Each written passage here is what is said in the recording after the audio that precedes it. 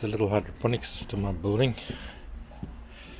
Very small, 5 rails cut from basically 2 lengths of gutted downpipe and some 50mm T-pieces and a couple of elbows.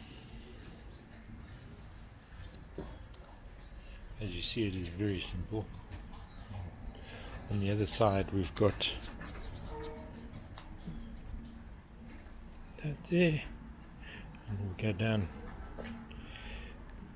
to the, comes down and it goes into the HTH bucket and then pumps back up again into these little tubes here at the top. Very, very simple.